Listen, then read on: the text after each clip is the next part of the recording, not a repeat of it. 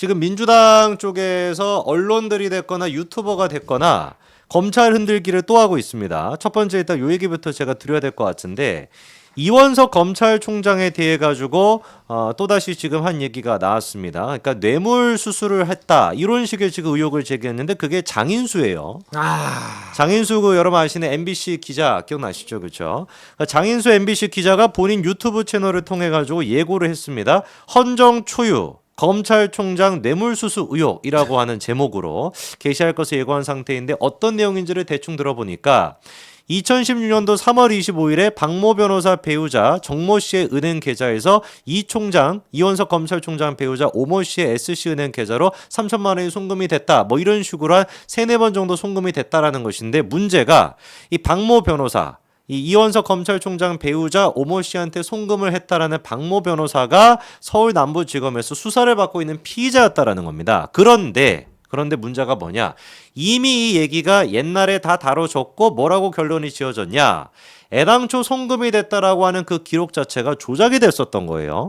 그래서 이원석 검찰총장이 즉각적으로 모 신문사에서 올해 1월 초부터 출처 불명의 조작된 허위 자료를 근거로 이런 식의 질의를 했다가 자기가 답변한 이후로는 보도조차도 하지 않았다라고 하면서 이원석 검찰총장이 은행 계좌 내역까지도 다 공개를 했습니다.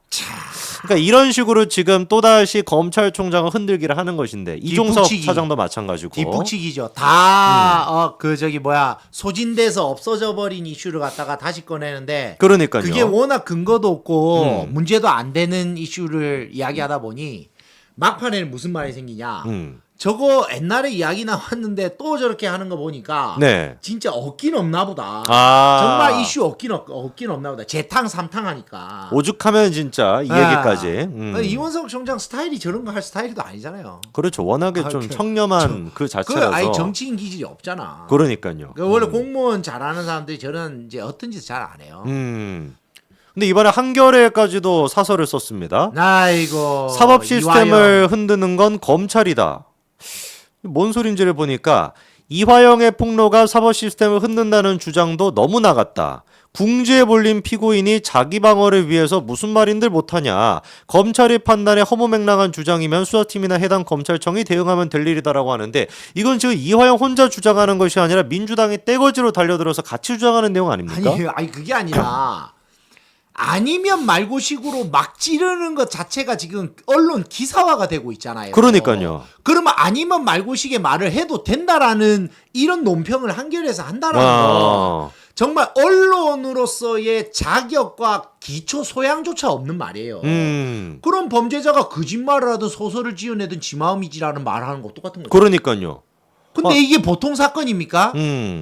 야당 대표가 관련된 사건이에요. 근데 거기에 주범이 야당 대표이고 지금 공범이 지 마음대로 말을 지어내는데 그거 아무 말도 해도 되는 거 아니야?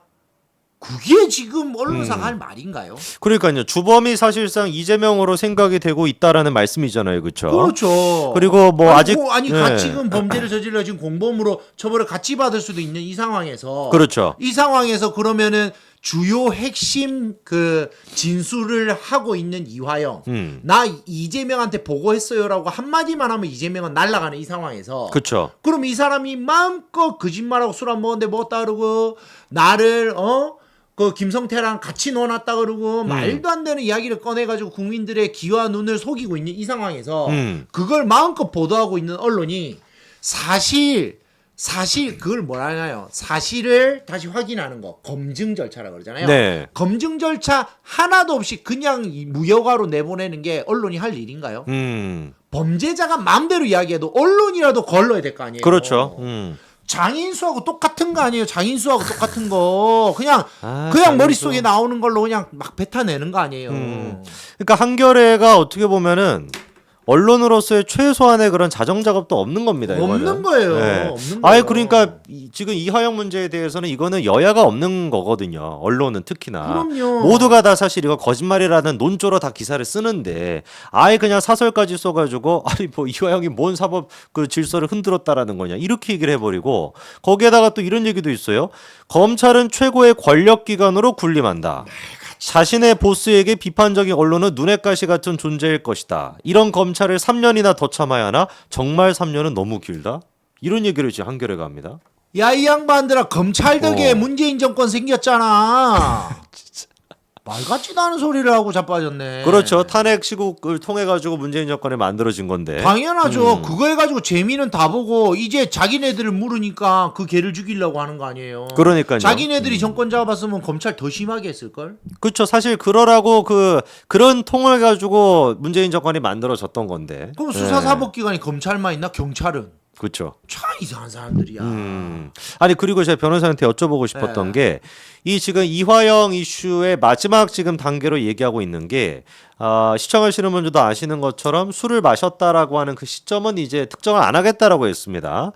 그런데 이제 그 얘기가 나오는 게 뭐냐면 김성태 등등 해가지고 22개월치의 출정 기록을 다 달라라고 지금 요청하고 있어요. 근데 그 이유가 뭔지를 들어보니까 대질 조사 등 수사 과정이 아님에도 피고인과 같은 공간에 머무르게 했다면 피고인만이 아닌 공범들의 진술에 대해서도 신뢰성을 의심할 합리적인 사유가 된다. 그러니까 이게 무슨 말이냐면은 검찰 조사를 위해 가지고 대질 신문을 하는 게 아니라면은 김성태나 무슨 뭐 방 회장이나 뭐 이화영이나 이런 사람들을 한꺼번에 부를 이유가 없다라는 건데 실제로 변호사로서 보시기에 이게 맞는 얘기입니까? 거꾸로 된 이야기를 하는 거예요. 왜냐면 네. 그 저희가 형사변호 할 때 그 수사기관이 제일 예민하게 보는 게 뭐냐면 공범이 같이 있는 걸 싫어해요. 왜냐하면 공범이 말 맞추기를 하면 수사하기가 힘들어져. 그렇죠, 그렇죠. 그렇기 때문에 공범이 같이 있는 걸 오히려 수사기관이 제일 터부시하고 제일 안 하고 싶어 하는 게 그게 수사기관 입장이에요. 지금까지 제가 변론해본 결과로는. 그렇죠. 그것도 상식적이고. 그런데 검찰이 일부러 저기 공범들을 같이 뒀다? 말 같지도 않은 소리고요. 만약에 같이 있게 됐다면 그거는 시설상의 문제예요. 어디다 애들을 둬야 되는데 둘 데가 없어서 같이 있을 수는 있어요. 그죠, 뭐 근데 창고 같은 문제는 데수 뭐냐? 없으니까. 그 둘이 연애하라고 방에 둘이 넣어줄 것 같아요? 절대 안 그래요. 교도관, 수사관 전부 같이 앉아가지고 같이 핸드폰 이렇게 하면 핸드폰 하나요? 교도관은 어쨌든 포승줄 묶인 사람이 있으면 둘이가 붙어 있어요. 지켜보는 사람이 있단 말씀이시죠. 심지어 조사받을 때도 조사받는 그 수사관실 안에 있어요. 수갑 풀어주고 수갑 묶어주고 그리고 심심하니까 그 검찰 그 조사실에 가면 네네. 정수기 옆에 과자하고 좀 있거든요. 진짜요? 그거 계속 먹어요. 배가 고프 출출하니까 당기 땡기고 스트레스 받으니까. 그렇죠, 그렇죠. 그럼 거기 있는 거 뭐 초코 찰떡파이 이런 걸 먹는단 말이에요. 거기 오는 사람들 다 먹을 수 있어요. 그 과자, 사탕. 그러니까 변호사님 말씀 들어보니까 조사하는 사람 입장에서는 공범끼리 같이 두고 싶어 하지 않겠죠. 당연하죠. 자기들끼리 말을 맞출 힘들어지는데. 테니까. 그런데 만약에 이 지금 22개월치 출정 기록을 다 달라고 하는데 혹여나 같이 이제 겹쳐서 같은 공간에 있었다라고 한다면 그거는 이제 시설상의 문제인 것이고 있었다라고 해도 워낙에 이제 그 지켜보는 사람들이 많기 때문에 지금 실제로 해서 법무부 관계자도 하는 얘기가 검찰청에서는 검사, 수사관, 실무관, 교도관이 다 지켜보고 있기 때문에 이거는 해당이 안 되는 거다라고 선을 그었거든요. 그리고 구속 그 피의자죠. 구속 피의자를 누가 혼자 둬요. 구속 피의자는요. 그 저기 이제 그 뭐랍니까 이게 경호가 아니라 이게 수용해가 구치소에서 막 호송하는 거 있잖아요. 교도관. 호송 그런 규칙들이 있어. 언제는 둘이 있어야 되고 보승줄로 뒤를 묶어서 있던 방법을 묶어야 되고 거기엔 수갑이 반드시 들어가야 되고 있어요. 룰이 있어요. 그럼 그 룰을 안 지켜요? 다 지켜야 되는데 그렇죠. 그 교도관은 어디가 술 먹고 있어요? 밥 먹고 있어요? 너 좀 기다려. 그러고 밥 먹고 와요? 아니라니까 여러분. 그래서 교도관들 식사 시간 맞춰서요. 수사도 조사하다가 보내요. 또 밥 밥도 시간이 드셔야 있어가지고 되니까. 밥 시간을 맞춰주고 밥 시간 그러니까 교도관하고 피의자가 밥 먹고 다시 오도록 한단 말이에요. 얼마나 그 룰을 잘 지키는데요. 그 한 번도 여러분 제가 진짜 이번에도 다른 변호사들 사건 해보니까 변호사들 중에서 수사기관에 끌려가가지고 입회라든지 본인이 직접 조사 안 받아본 사람은 변호사인데도 잘 모르더라. 그렇겠죠 아무래도. 여러분 저는 많이 끌려가봤어요. 많이 끌려가가지고. 여러분 좀 도와주십시오. 제가 이렇게 강하게 큰 이유가 뭐냐? 저는 정말 많은 고소와 공수처 끌려가서 핸드폰 뺏기고 압수수색도 당하시고 맨날 다른 그 피의자들 옆에서 수사 하루 종일 8시간 12시간 앉아가지고 메모하면서 변호하고 그걸 다 해봤기 때문에 저는 수사관실이 저 말했죠. 공수처 수사받으러 가서 저 셀카 찍다가 지금 제재당했다고. 담당 수사관이 변호사님 셀카는 안 됩니다. 좀 안 될 것 같긴 하네요, 그거를. 네. 예. 네. 예, 그걸 지우세요. 예, 알겠습니다. 그럼 오늘 점심은 뭔가 그랬더니 뭐 드시고 싶으세요? 그래서 설렁탕 시켜주세요. 영화에서 다 설렁탕 먹잖아요. 그 뭐라는 줄 아세요? 오늘 휴일이라 설렁탕 집이 문을 닫았네. 뭐 시켜주셨어요, 그러면? 김밥 2개 시켜주던데요. 아, 너무하다. 그래 내가 그랬죠. 검사님 아니, 라볶이라도 시켜주지. 치조 받으러 온 사람이 김밥을 먹는 건 너무 분위기가 안 맞잖아요. 그랬더니 그 김간에 김밥 2개 시켜드릴게요. 네, 여러분들은 어디에서도 들을 수 없는 우리 조상규 생생한 변호사님의 이야기를 듣고 있습니다, 여러분. 생생한 이야기. 공수처에 네. 현 주소요, 여러분. 김밥 2줄 내가 영원히 기억할 거야. 내가 하나도 안 남기고 다 먹었다. 씨. 네, 우리 좀 조 변호사님 많이 좀 도와주시기 바랍니다, 여러분.